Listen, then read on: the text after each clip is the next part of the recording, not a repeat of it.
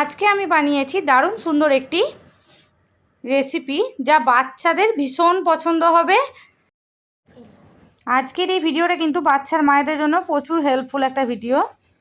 এইভাবে যদি আপনারা ডোরা কেক বাড়িতে বাচ্চাদেরকে বানিয়ে টিফিনে দেন, তাহলে কিন্তু বাচ্চাদের টিফিন একেবারে খালি হয়ে ফিরবে। আর এটা আপনারা ব্রেকফাস্টও বাচ্চাদেরকে করে দিতে পারেন।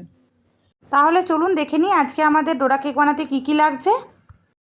এখানে আমি হাফ কাপের মতো ময়দা নিয়েছি, হাফ কাপ নিয়েছি আটা, আর নিয়েছি হাফ কাপ গুঁড়ো করে রাখা চিনি, আর দিয়েছি 1/3 কাপ আমুল দুধ, আর দিয়ে নিয়েছি ছোট চামচে 2 চামচ বেকিং পাউডার। এই সব গুঁড়ো উপকরণগুলোকে একসাথে ভালোভাবে মিশিয়ে নিতে হবে।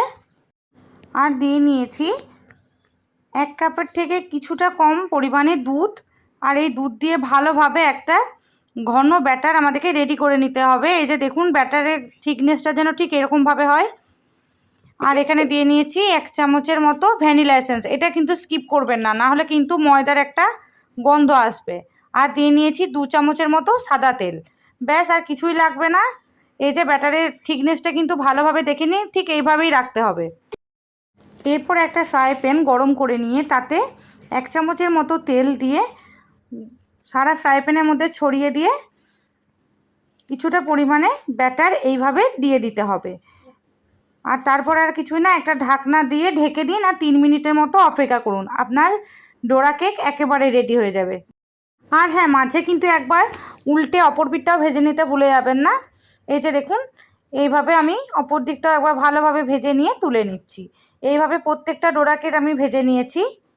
আর এই ডোরা কেকগুলো কিন্তু একেবারে কিন্তু অয়েল ফ্রি। দেখুন, এখানে কিন্তু আমি প্রথমেই 1 চামচের মতো তেল দিয়েছি, তারপরে কিন্তু আর কোনো তেল অ্যাড করিনি।